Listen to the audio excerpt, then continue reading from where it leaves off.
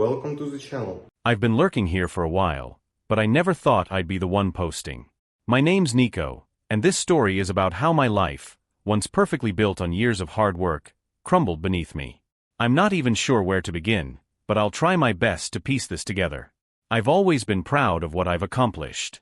Growing up in a modest household, I worked hard to escape the life my parents lived, constant financial struggles and family drama. Through years of blood, sweat, and a bit of luck, I built a tech company from the ground up. By the time I turned 34, I was the CEO of a multimillion-dollar firm. My wife, Skylar, and our 6-year-old daughter Merritt were my everything. Or so I thought. Skylar was the kind of person who could light up a room, charming and confident. When we met, I was drawn to her energy. She believed in me back when all I had was a garage and an idea. Together, we built a life I thought was unshakable. Things started unraveling earlier this year. I began noticing subtle changes. Skylar suddenly guarding her phone, long work trips that didn't add up, and this distance between us I couldn't explain. Merritt kept me grounded though. Every time I looked at her, I saw the best parts of myself. She was my little girl, the reason I pushed so hard to succeed. It wasn't until I found an unfamiliar receipt in her purse that the doubts started to consume me.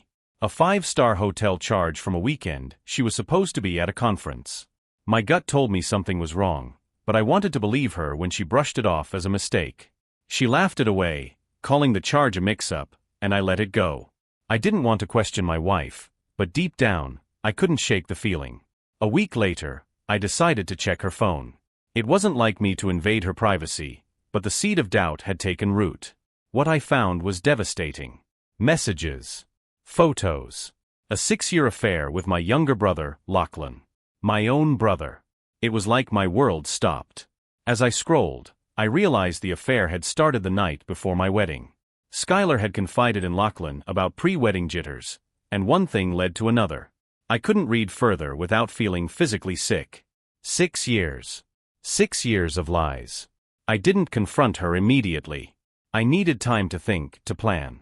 I spent the next few nights in my office, combing through her financial records and emails. The more I uncovered, the darker it got. Hotel receipts, secret credit cards, money funneled into accounts I didn't recognize. And then the final blow, DNA tests. Merritt wasn't mine. She was Lachlan's.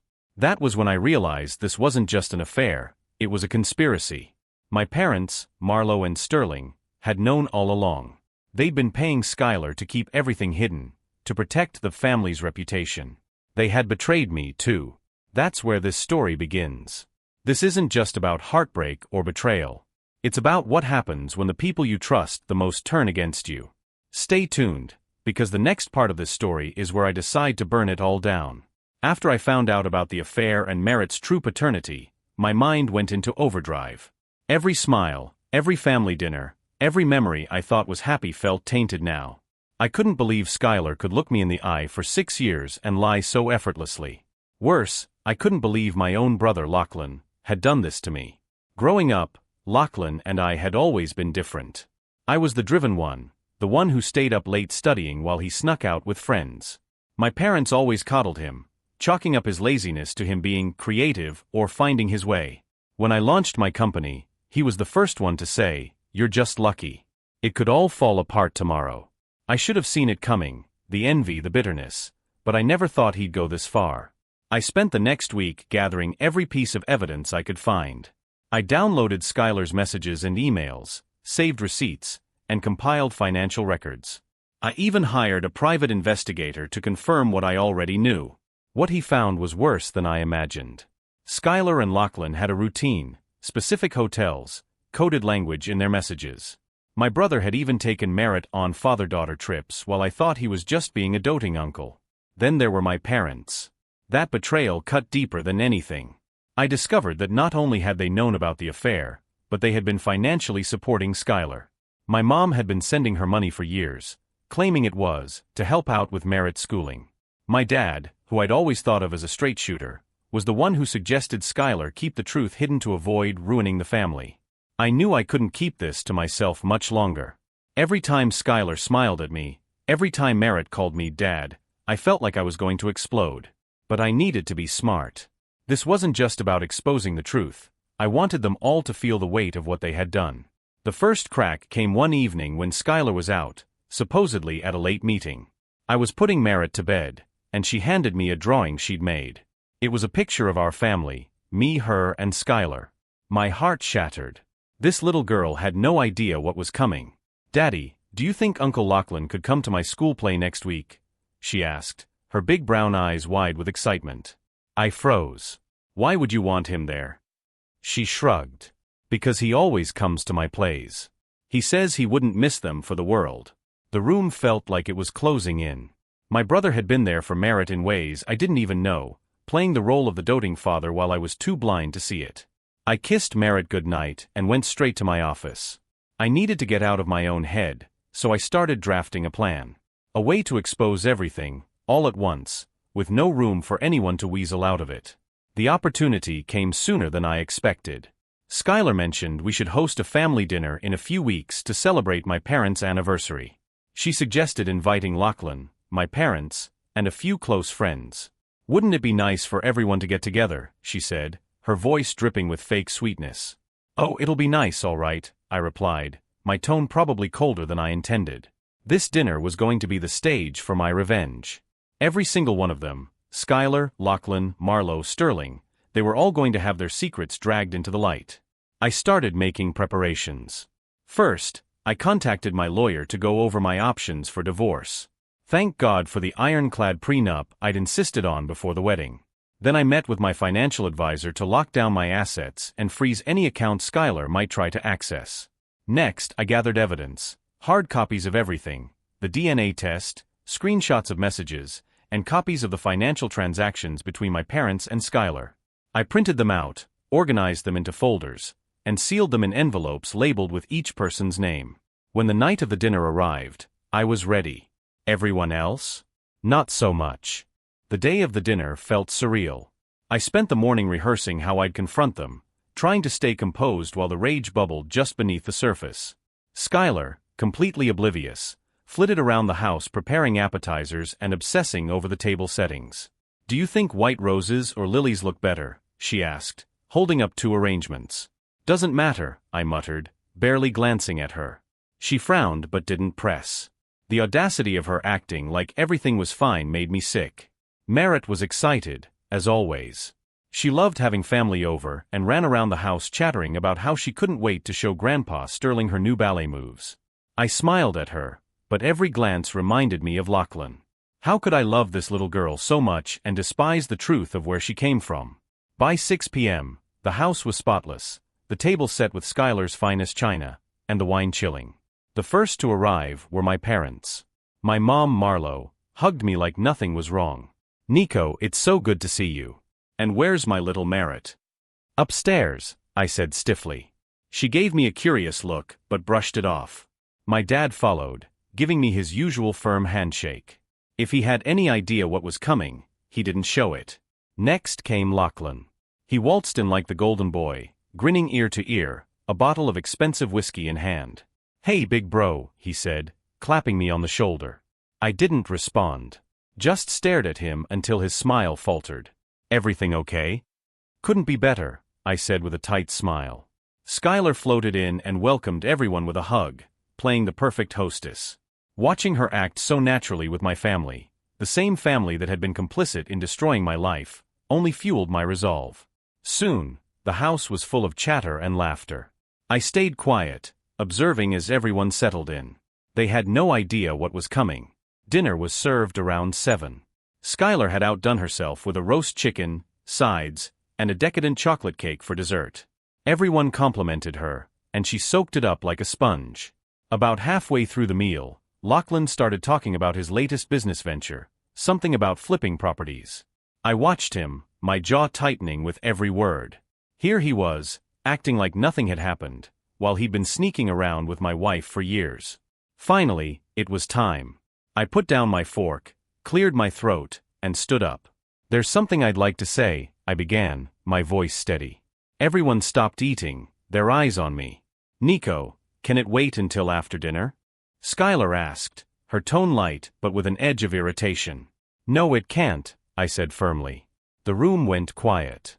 Even Merritt, who had been playing with her mashed potatoes, looked up. I took a deep breath and scanned the table. For years, I've prided myself on being a man of integrity. Someone who values family above all else. But tonight, I have to confront a truth that's been tearing me apart. Skylar shifted uncomfortably. Nico, what are you talking about? I ignored her and continued. I know about the affair. Skylar and Lachlan. 6 years. 6 years of betrayal. The room erupted. My mom gasped, her hand flying to her chest. My dad froze, his fork halfway to his mouth. Lachlan's face went pale and Skylar, she just stared at me wide-eyed, her mouth slightly open. Nico, you're mistaken, Skylar stammered, her voice shaky but still trying to sound convincing. Don't, I said, slamming a folder onto the table. Everything's in here. The messages. The receipts. And of course, the DNA test proving Merritt isn't mine. The silence was deafening. Skylar, how could you? My mom finally whispered, her voice breaking. Skylar turned to her. Marlo, you knew. You've been paying me to keep quiet. That was the first bomb to drop. My dad's head snapped toward my mom. Is that true, Marlo? Sterling, I was trying to protect the family, she shot back, her voice desperate. And Lachlan? I asked, turning to my brother. What do you have to say for yourself? Lachlan opened his mouth, then closed it, his face red with shame. Coward, I spat. You spent years pretending to be my brother while sleeping with my wife. While letting me raise your daughter. Merritt started crying, and Skylar rushed to her. Don't you dare touch her, I snapped, my voice colder than I'd ever heard it. Daddy. Merritt whimpered, looking at me with tearful eyes. I'm sorry, sweetie, I said softly, kneeling beside her. I'll always love you. But there are things you're too young to understand right now. The damage was done. I had exposed everything, and the fallout was just beginning. The silence after my outburst stretched endlessly, only broken by Merritt's quiet sobs. Skylar's face was pale, her eyes darting around the room like she was looking for an escape. Lachlan wouldn't even meet my gaze, his hand gripping the edge of the table so tightly his knuckles turned white. My parents? They looked as if someone had just pulled the rug out from under their perfect little world. I straightened up, my eyes sweeping across the room. None of you deserve my forgiveness, I said evenly. Not you, Skylar. Not you, Lachlan. And definitely not you, Marlo and Sterling. You all conspired to keep me in the dark, to humiliate me, to make me a fool in my own life. Nico, please, Skylar whispered, her voice trembling. We can talk about this later. Privately. No, I snapped. There's nothing left to discuss. You lied. You cheated. You broke our family. I turned to Lachlan, my voice dripping with disgust. And you? You stole from me. Not just my wife, but my role as a father. All while pretending to be my brother. Lachlan finally spoke, his voice shaky. I didn't mean for any of this to happen. I laughed bitterly. Didn't mean for it to happen? You've been screwing my wife since the night before my wedding. That's not a mistake, Lachlan. That's a choice. Repeated over and over again for 6 years. My dad slammed his hand on the table, his face red with anger. Marlo, did you really pay her to keep this quiet? She flinched but nodded. I thought it was for the best, Sterling. We couldn't let this kind of scandal ruin the family name. I shook my head, disgusted. The family name? That's all you care about? Not me. Not your son. Nico, we were trying to protect you, she argued weakly. Protect me? I barked out a laugh. You weren't protecting me. You were protecting yourselves. Your reputation. Your image. And in doing so, you let this betrayal fester and grow. Skylar reached for my arm, tears streaming down her face. I'm sorry, Nico. I really am. But I love you. I always have. I pulled away from her touch like it burned. You don't get to use that word. Love? Love doesn't look like this. Love doesn't betray. Love doesn't lie. You don't love me. You love the comfort I gave you, the life I built. She fell to her knees, sobbing now. Please, Nico. Don't do this. Don't throw everything away. You threw it away, Skylar, I said coldly. You and Lachlan, the both of you. I'm just cleaning up the mess. Merritt's cries grew louder, breaking my heart all over again. I crouched down beside her, brushing her hair back gently. "I'm so sorry, sweetheart," I whispered. "None of this is your fault. You didn't do anything wrong. I love you, and I always will. But you're my daddy," she hiccuped, clutching my hand. "I'll always be here for you," I promised, choking on the words. "But some things are going to change. You don't deserve to be in the middle of this." I stood up and faced the room again. "Here's what's going to happen," I announced, my voice firm. "Skylar, the prenup is airtight. You get nothing. Lachlan, I've already exposed your shady dealings to your business partners. Good luck bouncing back from that." His head shot up, panic flashing across his face. "Nico, wait." "No," I interrupted. "You don't get to ask for anything. Not after what you've done. And as for you, Marlo and Sterling." I turned to my parents, my voice laced with venom. "We're done. You're no longer my family. Consider yourselves cut off, financially, emotionally, and every other way that matters." My mom gasped, tears spilling down her cheeks. "Nico, don't do this. We're your parents." "You stopped being my parents the moment you chose lies over your own son," I said, my voice unwavering. The room erupted into chaos, Skylar crying, Lachlan stammering, my mom pleading. I didn't care. I turned and walked out of the dining room, heading straight for my office. I needed air, space, anything to escape the suffocating mess I'd just unleashed. But I wasn't finished yet. This was just the beginning of their reckoning. As I locked myself in my office, the muffled voices from the dining room continued. Skylar was sobbing uncontrollably, my mother was pleading with my father, and Lachlan, well, his silence was louder than anything. He knew there was no way out of this. I sat down at my desk and stared at the folder of evidence I'd meticulously compiled over the past weeks. Emails, texts, DNA results, every piece of their betrayal laid bare. I thought I'd feel relief, maybe even triumph, but all I felt was emptiness. The door to my office rattled as Skylar knocked softly. "Nico, please. Let me explain," she said, her voice hoarse from crying. "There's nothing left to explain," I said, not bothering to open the door. "Go back to your guests, Skylar. I'm done talking. You can't just walk away from us like this," she cried. "Watch me," I replied coldly. I heard her footsteps retreat down the hall, and the house grew quieter. Part of me felt guilty for shutting her out, but another part, the bigger part, reminded me she was the architect of this disaster. I turned to my computer and opened the files I'd prepared for the next phase. This wasn't just about confronting them, it was about ensuring there were consequences. First, I sent an email to Lachlan's employer. Attached were screenshots of his messages with Skylar, proof of his embezzlement from a joint project we'd worked on years ago, and a clear timeline of his behavior. I didn't hold back. By the time they were done reviewing the evidence, his career in real estate would be over. Next, I contacted my attorney to finalize the divorce paperwork. The prenup was ironclad. Skylar wouldn't see a dime beyond what she was legally entitled to for Merritt. I included a clause relinquishing custody. As much as it hurt, I knew I couldn't raise Merritt knowing she wasn't mine. Lachlan could deal with the fallout of being her biological father.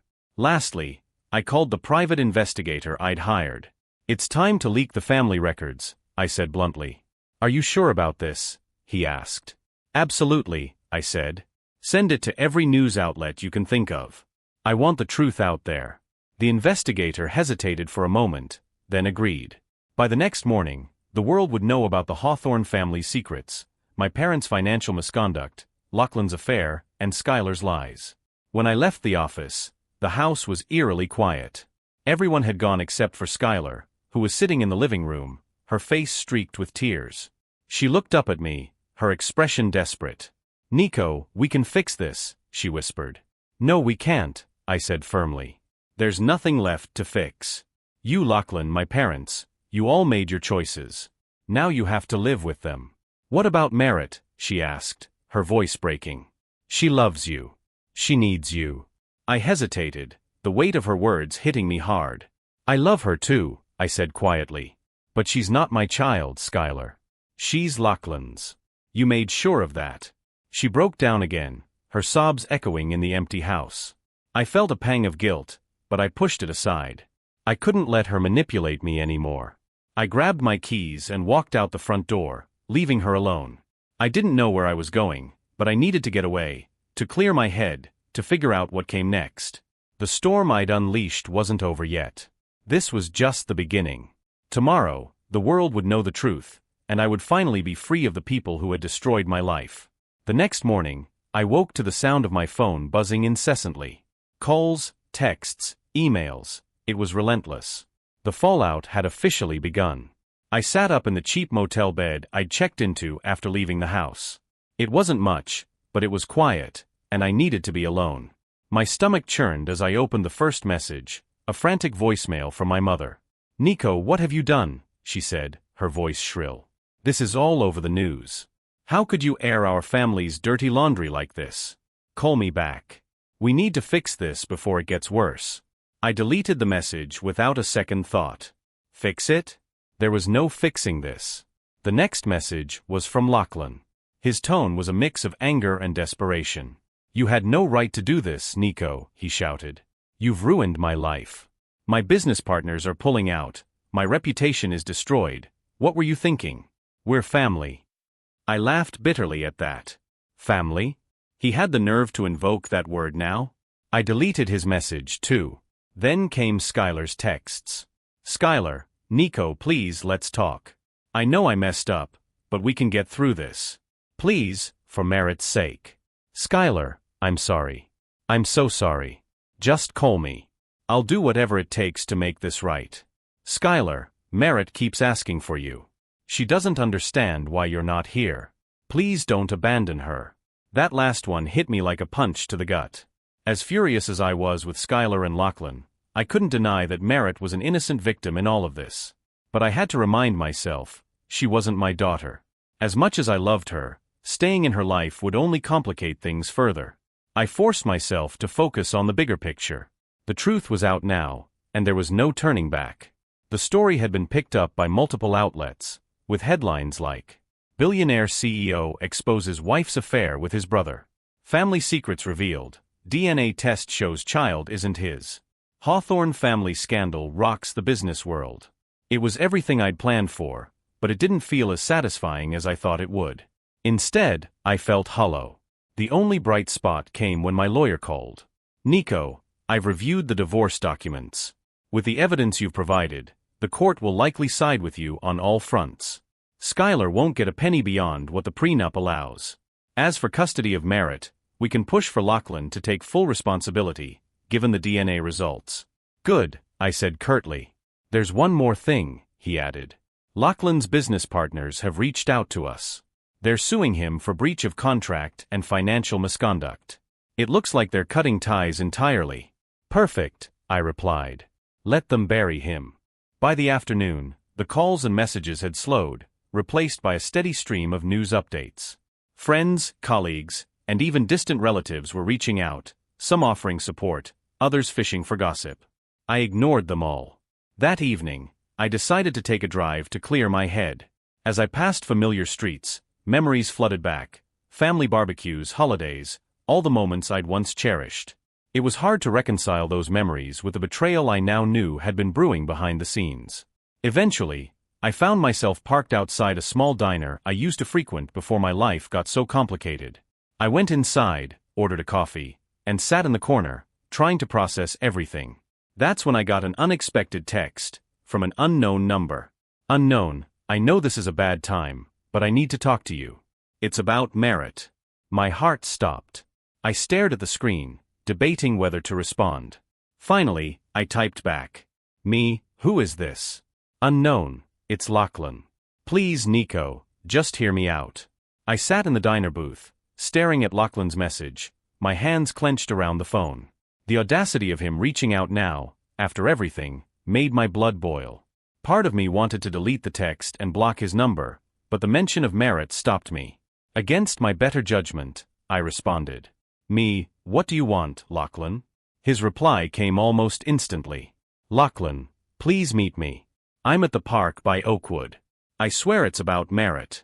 I didn't trust him, but the thought of Merritt being involved in something I didn't know about nagged at me. If this was some kind of manipulation, I'd make him regret it. After paying my bill, I drove to the park, replaying every moment of the betrayal in my mind. When I arrived, I spotted Lachlan sitting on a bench near the playground, his head in his hands. He looked up as I approached, his face a mix of guilt and desperation. "You've got 5 minutes," I said, keeping my distance. "Nico, I know you hate me," he began, his voice shaky. "And I deserve it. But I need you to listen, for Merritt's sake." My stomach twisted, but I kept my expression cold. "What about Merritt?"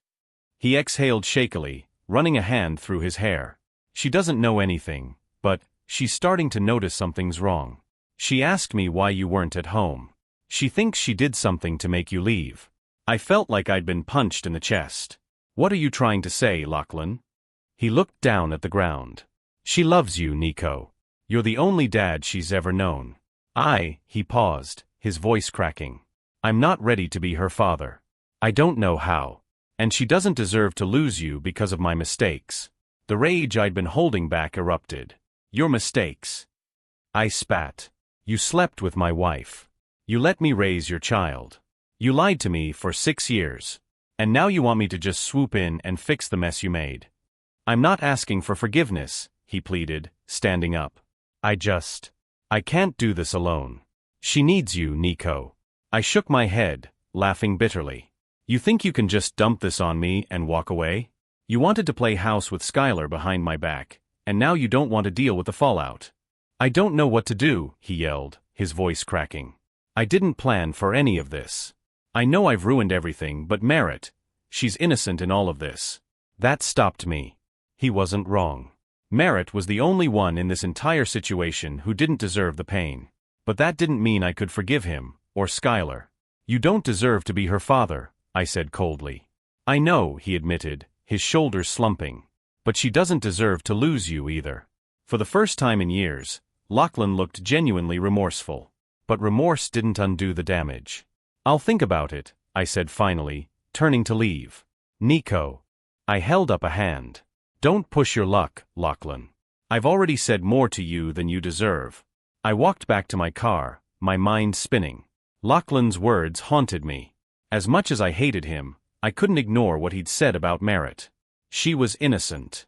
And no matter how much I wanted to walk away from this nightmare, I couldn't deny that a part of me still saw her as my little girl. Back at the motel, I lay awake, staring at the ceiling. Lachlan's plea replayed in my mind, over and over. Could I really abandon Merritt? I didn't sleep that night. Lachlan's words looped in my head. He was right about one thing: Merritt didn't deserve this. But could I stay in her life without destroying myself? By morning, I made up my mind to see her. Not Skylar, not Lachlan, just Merritt. I texted Skylar, keeping it brief. I want to see Merritt. Alone. Today. She replied within minutes. Skylar, of course. She's been asking for you. I'll take her to the park at 2. You can meet us there. When I arrived, Merritt spotted me immediately. Daddy, she shouted, running toward me with open arms. I crouched down and caught her, hugging her tightly. Hey, sweetheart, I whispered, fighting back tears. I missed you, she said, her voice muffled against my shoulder. I missed you too, I said, pulling back to look at her. You've been doing okay? She nodded, but her smile wavered. Why aren't you home? Did I do something bad? The question shattered me. I forced a smile and held her face gently. No, Merritt. You didn't do anything wrong. None of this is your fault. Her eyes searched mine, her tiny hands gripping my shirt. Promise. I promise, I said, my voice thick. We spent the next hour playing, her laughter filling the air. For a while, I forgot about the betrayal, the anger, the pain. She was just Merritt, my little girl, the one I'd always loved. But as the time came to leave, reality hit me again. Daddy, will you come home now? She asked. I hesitated, swallowing the lump in my throat. Not yet, sweetheart. But I'll see you again soon, okay?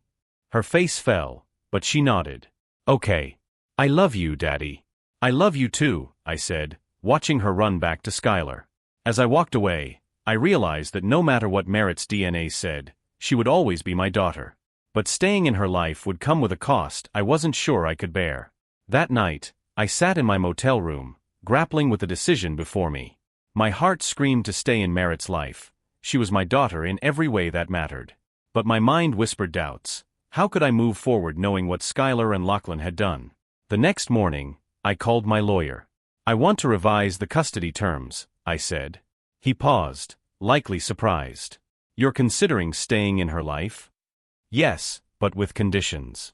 I'll maintain a role, but I won't share parental responsibility with Lachlan or Skylar. My lawyer sighed.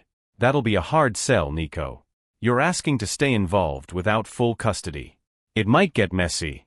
Messy is an improvement over where I am now, I replied. We drafted a proposal. I wouldn't pursue legal custody, but I'd have visitation rights and decision-making input, barring Lachlan from taking on the role of her father.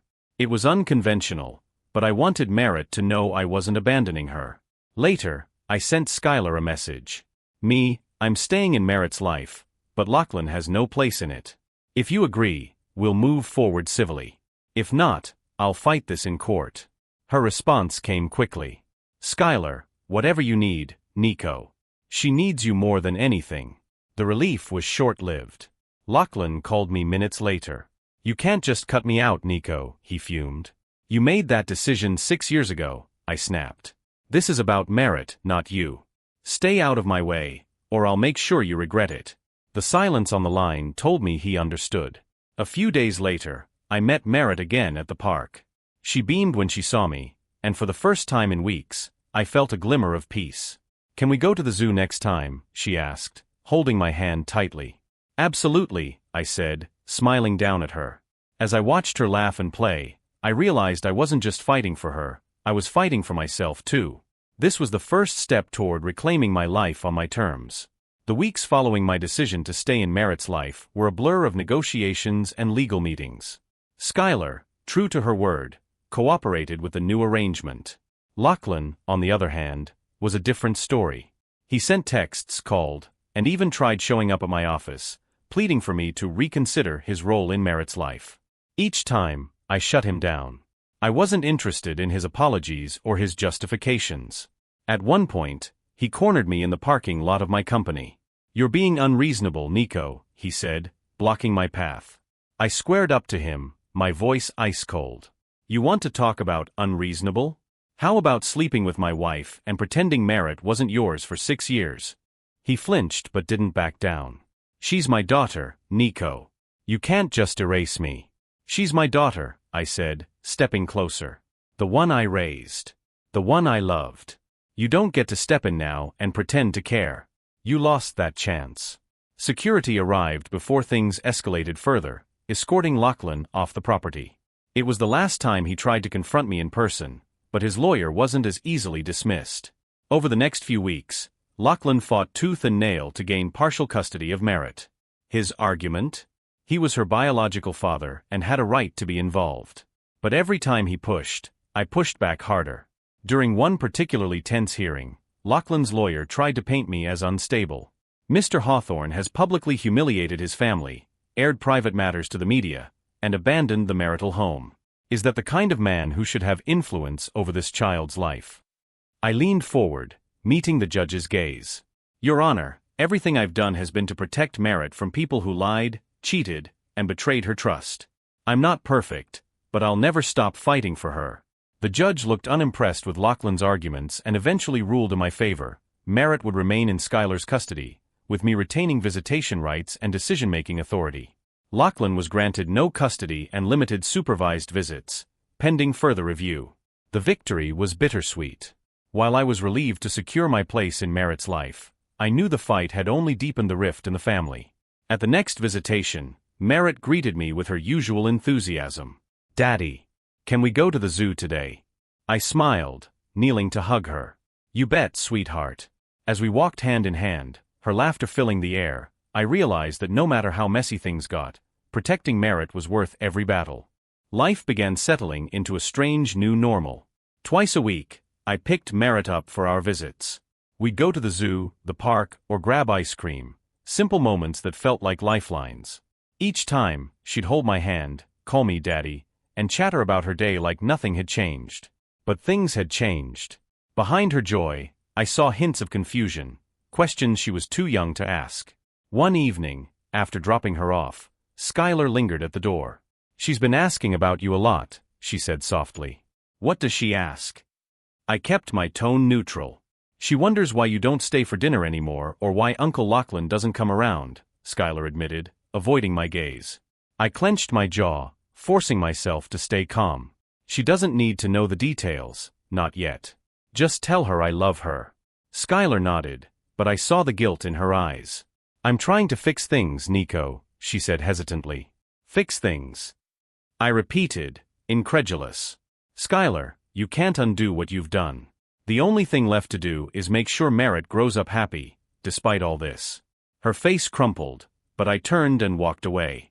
I wasn't ready for her apologies, or her excuses. The next day, I threw myself into work, trying to rebuild what the scandal had damaged. The story of my family's betrayal had blown up far beyond what I'd anticipated. Investors pulled back, partnerships dissolved, and I spent hours in damage control meetings. You can't ignore this forever, my COO Amanda said during a late-night strategy session. I'm not ignoring it, I replied. I'm prioritizing. She raised an eyebrow. And where does Lachlan fall in your priorities? Lachlan doesn't exist to me anymore, I said firmly. It wasn't entirely true. He existed as a shadow, a reminder of everything I'd lost. But I refused to let him define my future. By the end of the week, I'd managed to stabilize the company. Investors were cautiously optimistic, and I had a plan in place to regain their trust. For the first time in months, I felt like I was regaining control. That weekend, Merritt and I went to a local carnival. She squealed with delight as we rode the Ferris wheel, her little hand clutching mine tightly. Daddy, look, she said, pointing to the glowing lights below. It's so pretty. It is, I agreed, but my focus was on her. She was my anchor, my reason to keep moving forward. As we descended, I realized something important. While my world had been shattered, there were still pieces worth holding on to. And Merritt was the most important piece of all. For a while, things seemed to settle. My time with Merritt became the highlight of my week, a reminder that even in the ruins of my old life, there was something pure and worth protecting. But as much as I tried to move forward, the shadows of what happened lingered. It started small rumors circulating among friends and acquaintances, whispers that Lachlan might be trying to clear his name. I ignored them at first, but then the emails started coming. Subject: we need to talk. From Lachlan. I deleted the first one without opening it. Then came another, and another. By the fifth email, I couldn't resist the curiosity, or the anger, any longer. I opened it. Lachlan. Nico, I know you don't want to hear from me, but I need you to understand something. I didn't handle things right. I know I hurt you in ways I can never fix, but Merritt needs both of us. Please, can we talk? The nerve of him, trying to paint himself as some kind of victim, made my blood boil. I didn't reply.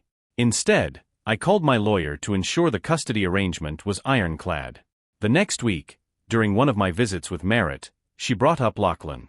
Daddy, why doesn't Uncle Lachlan come to visit anymore? She asked innocently, her big eyes looking up at me. I froze, caught off guard. Why do you ask, sweetie? I saw him at Grandma's house, she said, fiddling with her shoelaces. He said he missed me. My jaw tightened. Of course, my parents hadn't respected the boundaries I'd set. Uncle Lachlan loves you, I said carefully, hating every word. But things are a little complicated right now. She tilted her head, trying to understand. Is it because he made you mad? I forced a smile. A little, but you don't need to worry about that. I'll always be here for you, okay? Okay, she said, though her expression remained thoughtful. That night, I called my parents. My mother answered, her tone overly cheerful. Nico. How are you, sweetheart? Cut the act, I said flatly. Why is Lachlan seeing Merritt at your house? Her cheerful tone evaporated. Nico, he's her father. He forfeited that right when he betrayed me, I snapped. You're playing with fire, Marlo. If you keep undermining me, you'll lose access to Merritt too. There was a stunned silence on the line. You don't mean that, she said, her voice trembling. Try me, I said before hanging up. The next time I picked up Merritt, I could see the guilt in my mother's eyes as she handed her over. She didn't say anything, but I knew she'd gotten the message. Still, the damage was done. Lachlan's attempt to claw his way back into Merritt's life was a reminder that my battle wasn't over. As much as I wanted to focus on rebuilding, I couldn't let my guard down. Not while Lachlan and my parents were still lurking in the shadows, waiting for their chance to strike. Despite my warning, I should have known Lachlan wouldn't back down. He wasn't the type to take no for an answer, especially when his ego was bruised. One morning, I received an envelope at my office, delivered by courier. The name on the return address? Lachlan Hawthorne. I ripped it open, my stomach churning with dread. Inside was a letter. Nico. If you won't talk to me, then I have no choice but to take this to court. I've already filed for shared custody of Merritt. You may have raised her, but I'm her biological father, and that gives me rights. I'm not trying to hurt you, but you've left me no choice. Lachlan, ****. I crushed the letter in my hand, rage coursing through me. He wasn't trying to hurt me? This was just another move in his lifelong competition, another way to try to steal something that mattered to me. I called my lawyer immediately. He's filed for custody, I said through gritted teeth. She sighed, clearly expecting this. We anticipated this might happen. The good news is, the court will prioritize Merritt's stability. You've been her father for her entire life. Lachlan's biological claim won't outweigh her emotional and psychological well-being. But we'll need to gather evidence to make our case airtight. Evidence. That meant digging deeper into Lachlan's life, exposing every skeleton in his closet. I didn't hesitate. Within days, my private investigator uncovered enough dirt to bury Lachlan. From unpaid debts to shady business dealings, it was clear he wasn't exactly Father of the Year material. We compiled everything into a file that painted a stark contrast. Me, a stable and devoted father, versus Lachlan, a reckless and self-serving liar. The first hearing came quickly. Skylar was there, sitting quietly in the back, her eyes darting between Lachlan and me. Merritt wasn't present, thank God. She didn't need to witness this. Lachlan's lawyer argued that he deserved a chance to be in Merritt's life. It's in the child's best interest to have a relationship with her biological father, he said. My lawyer stood and countered with calm authority. Biology doesn't make a father. Nico has been Merritt's dad in every meaningful way, while Mr. Hawthorne has contributed nothing. Uprooting her life for the sake of his ego would be devastating for her. When it was my turn to speak, I looked directly at the judge. Merritt doesn't know Lachlan as her father, I said. She knows me. I've been there for her since the day she was born. If Lachlan truly cared about her, he wouldn't be dragging her into this. This isn't about Merritt's well-being. It's about him trying to stake a claim on something he doesn't deserve. The judge didn't rule that day, but I could tell my words had landed. Lachlan avoided my gaze as we left the courtroom. That night, as I tucked Merritt into bed after another visit, she looked up at me and asked, "Daddy, are you happy?" The question caught me off guard. "Why do you ask, sweetheart?" "You just seem sad sometimes," she said, her voice small. "I don't want you to be sad." I kissed her forehead, my heart aching. "As long as I have you, Merritt, I'll be okay." Her smile was enough to remind me why I was fighting. No matter what Lachlan tried, I wouldn't let him win. 2 weeks after the hearing, the judge issued a temporary ruling. Lachlan's request for shared custody was denied. He was granted limited supervised visits, but Merritt's primary stability and emotional health were prioritized. Relief washed over me when my lawyer called with the news. "This isn't permanent," she cautioned. "Lachlan can appeal, but this gives us the upper hand." That evening, I took Merritt to her favorite ice cream shop to celebrate. She didn't understand the legal battle, and I wanted to keep it that way. "Double chocolate?" I asked, handing her the cone. "With sprinkles," she said, her face lighting up. As we sat together, her laughter cutting through the weight on my chest, I realized how precious these moments were. Lachlan's interference might not be over, but for now, Merritt was safe, and that was enough. With the judge's ruling in place, I focused on stabilizing my life. Merritt and I settled into a routine, visits filled with laughter and love. Each moment reminded me that no matter what, she was my daughter in every way that mattered. Lachlan's attempts to appeal the decision were weak and poorly handled. His lawyer withdrew from the case after weeks of non-payment, leaving him to flounder. Skylar remained compliant with the arrangement, keeping her distance and focusing on Merritt's well-being. One evening, after dropping Merritt off, Skylar stopped me at the door. "Thank you," she said quietly, "for staying in her life." I nodded but didn't respond. Words couldn't undo what she'd done, and forgiveness wasn't on the table. The next morning, I finalized my decision to legally change my last name, severing ties with the Hawthorne legacy entirely. It was symbolic, but it felt right, a clean slate for me and my future. As I walked out of the courthouse, the weight on my shoulders felt lighter. The betrayal had left scars, but I wasn't defined by them. I had merit, my strength, and the knowledge that I could rebuild. The chapter with Lachlan, Skylar, and my parents was closing. And for the first time in months, I felt ready to face whatever came next. Bye.